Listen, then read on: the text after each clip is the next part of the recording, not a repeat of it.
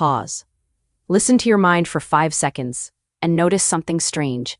You're not actually thinking in sentences the way you think you are. Most of the time, your brain is working in images, feelings, memories, flashes of meaning. Then at the last second, it scrambles to find words to package what you're experiencing. That's why you can feel something so clearly and still say, "I don't know how to explain it." Psychology backs this up. Research on language and thought shows that language doesn't just express what we think, it shapes it. The Sapir-Whorf idea, taught in general psychology, points to a powerful truth.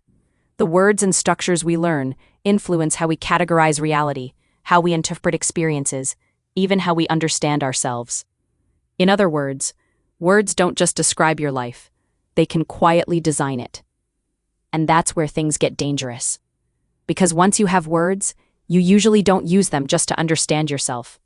You use them to be understood, to be accepted, to be valued, to be loved. So you start translating your inner world into performable language.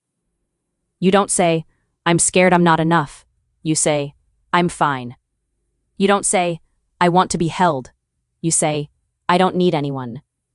You don't say, "I'm hurting." You say, "It's whatever." And then, this is the part no one admits, you start using words like a spotlight, hoping someone will shine it back on you. You craft the story just right. You try to be impressive, interesting, unbreakable. You become a highlight reel, a resume, a brand. Because deep down you're chasing a feeling. Please see me. Please choose me. Please love me.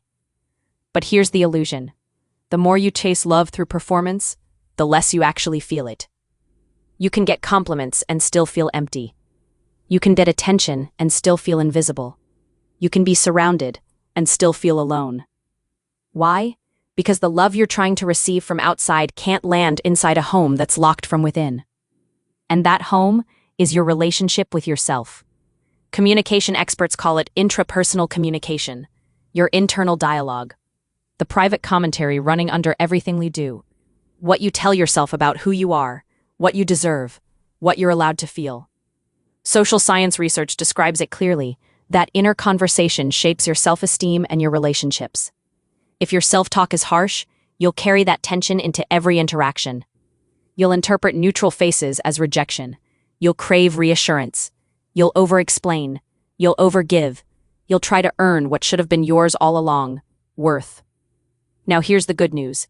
This isn't just motivational. It's biological. Studies discussed in neuroscience-focused articles on self-love show that self-acceptance and compassionate self-regard activate brain systems involved in emotional regulation. When you treat yourself with kindness, you're not being cheesy. You're training your nervous system.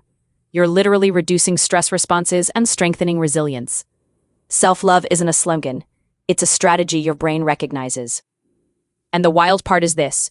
Your inner words matter as much as your outer ones. Psychology today points out that self-talk is tied to identity, and it often comes from inherited scripts, culture, childhood, old survival patterns. That means the voice in your head might not even be you. It might be a collection of old opinions you never agreed to, but you've been repeating them for years like they're facts. So you end up living like this. You look outside for love, while the only place love can actually be felt is inside. That's the paradox. It's like searching the entire neighborhood for your phone while it's in your pocket, buzzing. You don't need more people to clap. You need a safer inner space to come home to. Because when you genuinely begin to love yourself, not in an arrogant way, but in a grounded way, something shifts. You stop auditioning. You stop performing. You stop giving away your emotional center just to be chosen. You still communicate. You still share. You still connect.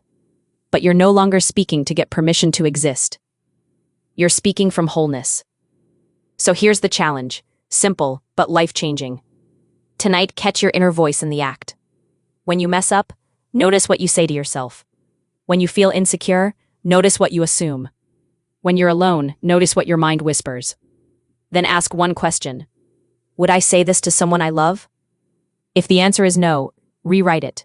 Not into a fake compliment, into something true and supportive. I'm learning. I'm human. I can handle this. I don't have to earn love. I can practice giving it to myself.